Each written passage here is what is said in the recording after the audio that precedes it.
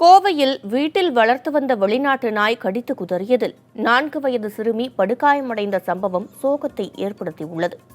மருத்துவமனையில் அனுமதிக்கப்பட்டுள்ள சிறுமியின் சிகிச்சைக்கு நிதி உதவியை வேண்டி கண்ணீருடன் சிறுமியின் பெற்றோர்கள் காத்திருக்கின்றனர். இதுகுறித்த செய்தி தொகுப்பை பார்க்கலாம்.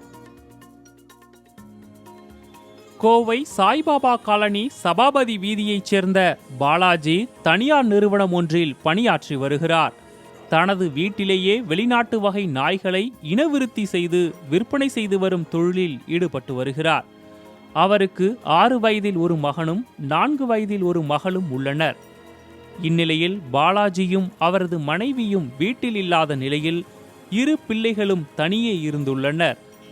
அப்போது வீட்டின் முன்புறம் உள்ள கூண்டில் அடைத்து வைக்கப்பட்டிருந்த வெளிநாட்டு வகை நாய்கள் தொடர்ந்து குரைத்து கொண்டிருந்ததை அடுத்து வீட்டிலிருந்த சிறுவன் கூண்டை மெதுவாக திறந்துள்ளான். அப்போது திடீரென கூண்டிலிருந்து வெளியே வந்த ஒரு நாய் அங்கு நின்று கொண்டிருந்த சிறுமியை சற்றும் எதிர்பாராத வகையில் கடித்து குதறியது. தரத்தரன்னு இழுத்துருக்கு. என் பையன் எவ்வளவோ தடுக்க முயற்சி செஞ்சிருக்கான். அதுக்கும் மிஷின் வந்துச்சு. நான் அங்கிருந்து ஓடி வரும்போது என் குழந்தைக்கு தலையில இருந்த ஃபுல்லா அந்த சதை எல்லாமே போயிடுச்சு. அதுக்கப்புறமேட்டு ரத்தம் அவ்வளோ ப்ளீட் ஆகிட்டு இருந்துச்சு. நான் தான் தூக்கிட்டு ஹாஸ்பிட்டலில் அந்த டாக்டர்லேருந்து எல்லாருமே ஹெல்ப் பண்ணாங்க. உடனே ஸ்கேன் பண்ணாங்க. இமீடியட் எல்லாம் பண்ணி இப்போ குழந்தை ஓரளவுக்கு பேசுகிற அளவுக்கு வந்துட்டு.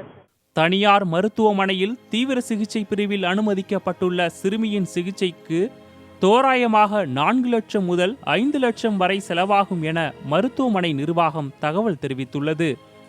தலையில் பலத்த காயமடைந்த சிறுமியின் சிகிச்சைக்கு போதிய பண வசதியின்றி பெற்றோர் தவித்து வருகின்றனர். 5 லட்சம் ரூபாய் சொல்லியிருக்காங்க. அதுக்குள்ளே எங்களுக்கு ஒரு சின்ன ஹெல்ப் யாராவது பண்ண முடிச்சதுன்னா தயவு செஞ்சு பண்ணு. பணத்தை புரட்ட முடியாத சுச்சுவேஷன்ல நாங்கள் இருக்கோம்.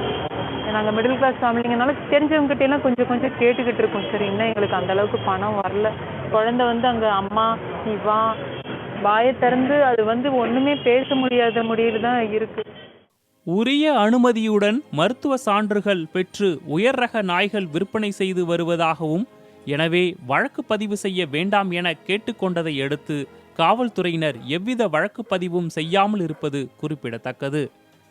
புதிய தலைமுறைக்காக ஐஸ்வர்யா.